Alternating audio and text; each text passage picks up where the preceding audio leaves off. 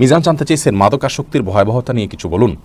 ভাই মিজান, মাদককে আল্লাহ রাব্বুল আলামিন হারাম করেছেন এবং এটাকে শয়তানি কর্মকাণ্ড হিসাবে উল্লেখ করেছেন। কারণ শয়তান তার যে মিশন সেটাকে সাকসেস করার জন্য যে সমস্ত আইটেমগুলোকে ইউজ করে, ব্যবহার করে, তোর মধ্যে থেকে অন্যতম একটি আইটেম হলো মাদক।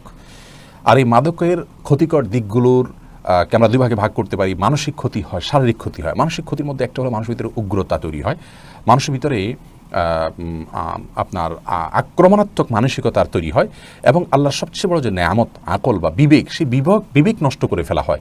যে বিবেকের কারণে এর মাধ্যমে মানুষ একজন সুস্থ মানুষে পরিণত হয়েছেন এবং তার মর্যাদা আল্লাহ তাআলা দিয়েছেন, সেটি নষ্ট হয়ে যায়।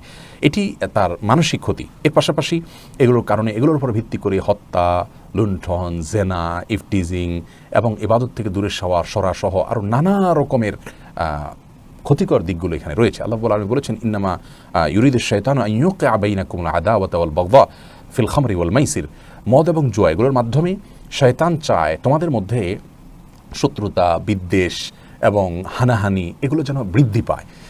আর এই জন্য দেখবেন যে মদ, জুয়া, জেনা, ব্যভিচার এই আইটেমগুলো সব এক জায়গায় পাওয়া যায়।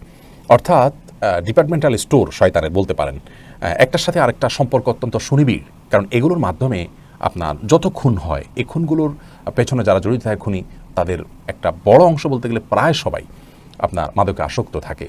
তেমনিভাবে সমাজের যত অনাচার আছে, এই অনাচারের সাথে জড়িত যারা, তাদের মধ্যে বড় অংশ দেখবেন মাদকে আসক্ত থাকে। অর্থাৎ একজন মাদক আসক্ত মানুষ, তিনি সাধারণত দেখবেন না ইবাদতবন্দি করেন, সাধারণত দেখবেন না জিকির আজকার করেন, সেখান থেকে শয়তান তাদেরকে দূরে সরিয়ে ফেলে, তার স্বাভাবিক বিবেক বুদ্ধিকে লোপ করে ফেলে। এই জন্য ইসলাম শরীয়ত এটাকে হারাম করেছে। শারীরিক ক্ষতির মধ্যে খাদ্য অভ্যাস নষ্ট হয়ে যায়, যৌন শক্তি মানুষের কমে যায়, রোগ প্রতিরোধ ক্ষমতা কমে যায়। এটি তো আজ করোনা প্যান্ডামিকের মধ্যে আমাদের কাছে একবারে পরিষ্কার হয়ে গেছে।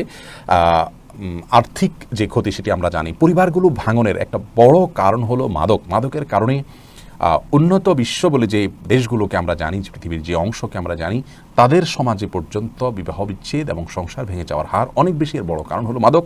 আমাদের দেশেও একই কারণ দেখা যাচ্ছে। এই জন্য মাদকের বিরুদ্ধে আমাদের নিয়ন্ত্রণ নয়, বরং মাদককে নির্মূল করার সংগ্রামে উপনীত হতে হবে এবং রাষ্ট্রকে এর জন্য উদ্যোগী হতে হবে যে মাদককে কোনোভাবেই পারমিশন না দেওয়া। আল্লাহ তাআলা আমাদেরকে বোঝার তৌফিক দান করুন।